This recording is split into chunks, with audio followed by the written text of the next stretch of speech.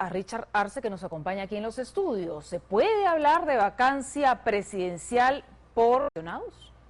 Buenas noches, Marisol. En principio habría que tener mucho cuidado porque definitivamente es un problema que tenemos en la Constitución sobre esta figura de la incapacidad moral permanente.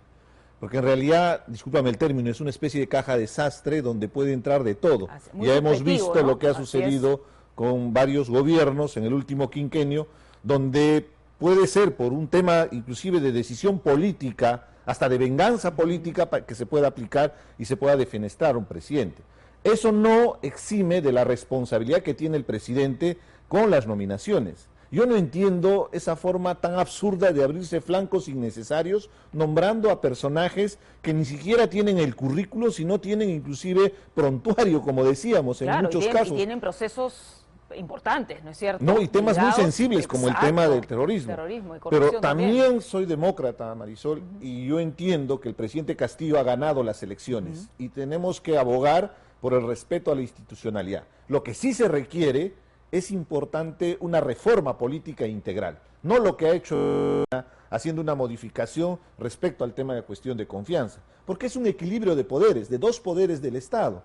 Si bien es cierto, hay la posibilidad de la vacancia presidencial, también hay la disolución del Congreso. Entonces, abordemos de manera responsable esa reforma política. Ahora, cuando la congresista Tudela habla, por ejemplo, de estos nombramientos cuestionados y que empieza a hablar de una vacancia presidencial, ¿no corresponde la responsabilidad de que si el presidente hace esos nombramientos cuestionados, por ejemplo, de ministros, no corresponde al Congreso la interpelación y la censura más bien de esos personajes? Inmediatamente, justamente lo que estamos abogando es ese equilibrio de poderes, porque hay mecanismos, desde la interpelación, el banco de preguntas, pueden convocarlo a una comisión y ante la evidencia, la falta de argumento que puede tener el ministro en una sustentación, evidentemente pueden pasar a un siguiente paso con la censura del ministro, como corresponde. Entonces, pero del otro lado, también el gobierno, que sea responsable. Si bien es cierto, ha sido con ministros, pero también han sido con funcionarios. Tenemos el escándalo de salud,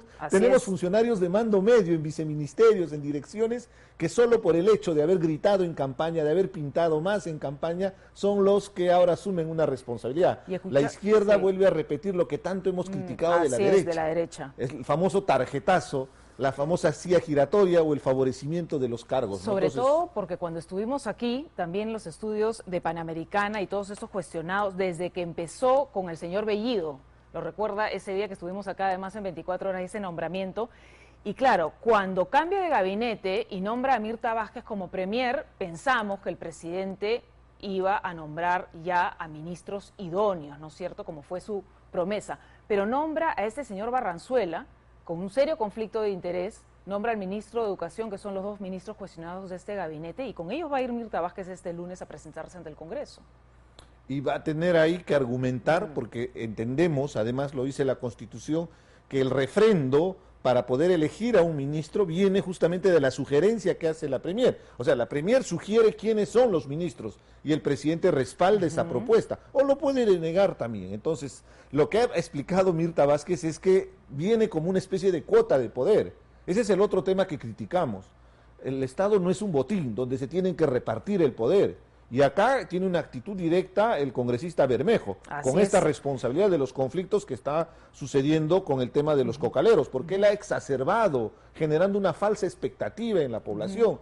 Qué irresponsable de parte de Bermejo para que genere esta situación. Y además, se requería, con estos nuevos vientos de tener a Mirta Vázquez, definitivamente que tiene un mejor perfil, genera más credibilidad, tiene una vocación más democrática respecto a Guido Bellido. Son odiosas las comparaciones, pero lamentablemente Guido Bellido fue defenestrado por el propio presidente. Y estos resultados de estos nombramientos cuestionados del ministro del Interior y el ministro de Educación, pues se muestran en la última encuesta de Datum. Acompáñenos a verla a nivel nacional. El 50% de peruanos rechaza la labor que viene desempeñando el presidente de la República, Pedro Castillo. La desaprobación del jefe de Estado se mantiene en retroceso por segundo mes consecutivo, pese a los cambios en el gabinete. Según la última encuesta de Datum, la desaprobación del presidente Castillo supera el 50% de la población, pues pasó en un mes de 46 a 50% a nivel nacional. Al parecer, los cambios en la presidencia del gabinete no habrían dado el resultado esperado. En general, lo que vemos es que parte de los cambios que ha realizado el gobierno no están teniendo el impacto que se esperaría. Normalmente, cuando hay un cambio de gabinete, se suele renovar la confianza. Un cambio de gabinete normalmente se da cuando hay un desgaste del gabinete anterior, entonces siempre quienes llegan generan expectativa. Pero esto no se está dando en la población, más bien hay un desgaste propio del gobierno. Pese a que la desaprobación presidencial en Lima alcanza el 63%, al interior del país también se ha incrementado, específicamente en el sur. A nivel de regiones, Lima, la desaprobación es muchísimo más alto. O sea, estamos hablando de 63% de desaprobación versus un promedio de entre 42, 43%, 40% en el interior del país. Entonces estamos hablando de más o menos una brecha de 20 puntos entre Lima y el interior respecto a la aprobación. Y por otro lado, aunque en promedio en el interior del país, o sea, en las demás regiones que no son Lima, es mayor la aprobación que la desaprobación, sí vemos también en algunas plazas, como el caso del sur, que es la plaza que más resalta, donde la popularidad cae de 62% el mes pasado a 50%. Los puntos álgidos que le cuestan subir en las encuestas a Castillo serían dos de sus ministros. Dentro del gabinete hay dos ministros que son los que mayor cuestionamiento han generado por parte de la población. Por un lado, en el caso del ministro Barranzuela, el ministro del Interior, el 62% siente que no le genera confianza para, ejercer el cargo y por lo tanto efectuar las labores propias del cargo, ¿no? Que es la lucha contra el narcotráfico, el terrorismo, la corrupción y la delincuencia. Y en el caso del ministro de Educación, la vinculación que hay del ministro Gallardo con el sindicato, con el FENAFE y la vinculación del FENAFE con área Movadef genera suspicacia y desconfianza en la población, al punto que incluso las plazas que normalmente le son favorables a Castillo, llámese el sur y el centro, las plazas donde hay mayor popularidad del presidente, aún en esas plazas hay una mayoría que considera que le genera desconfianza. Ante las opiniones divididas de los congresistas de Perú Libre respecto al nuevo gabinete, los encuestados perciben que pese a ello, Vladimir Cerrón se encuentra presente en el poder. Por otro lado, el Congreso de la República cuenta solo con un 20% de aprobación, y esto sería debido a las incongruencias entre los discursos y las acciones de parlamentarios. En realidad por muchos motivos, ¿no? Uno es que en general el Congreso genera muy bajo nivel de expectativas porque como institución está desgastada. La población siente pues que los congresistas no llegan a cumplir el rol o las expectativas que la población tiene, y bueno,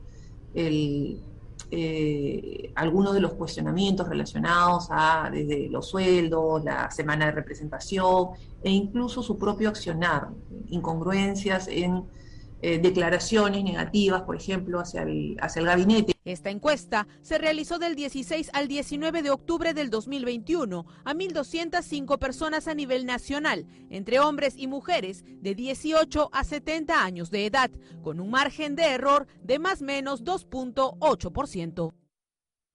Lo acabamos de ver en esta encuesta de Datum, que estas decisiones del presidente pues les juegan en contra. Definitivamente, y ahora se le están abriendo varios frentes, de los cuales conversábamos hace unos minutos, el tema de las bambas, el tema de la comunidad Guajún, los transportistas que han anunciado un paro. Y los cocaleros. Y los cocaleros. Es muy importante porque ya está habiendo acciones de violencia. Cuando nosotros salimos a los medios para alertar de la posibilidad de los conflictos sociales, que lo hace también la Defensoría del Pueblo reportando mes a mes la situación de la conflictividad, es justamente para prevenir esta situación de confrontación y de perjuicio que ocasiona a otros actores, como el hecho en la carretera con el tema de los cocaleros, porque ahí hay camiones con productos de pan llevar, productos perecibles que están conflictos sociales es una olla de presión, ¿no es cierto? Y que pueden embalsar. Así es, así es. ¿Cuál será el panorama este lunes cuando Mirta Vázquez vaya por el voto de confianza? Yo siento que tienen mejores oportunidades que la que tuvo Bellido, definitivamente, por las cualidades que estábamos mencionando. Y creo que pueden dar un mensaje muy importante antes de que se dé el voto de confianza, con una posición de gobierno. Si hay este nivel de cuestionamiento y este nivel de desaprobación de los dos ministros altamente cuestionados, lo correcto, en realidad los ministros son fusibles. Pero ellos firman su carta de renuncia a la par que reciben el gobierno, ¿no? Ahí, la evaluación, están en evaluación, es la constante evaluación.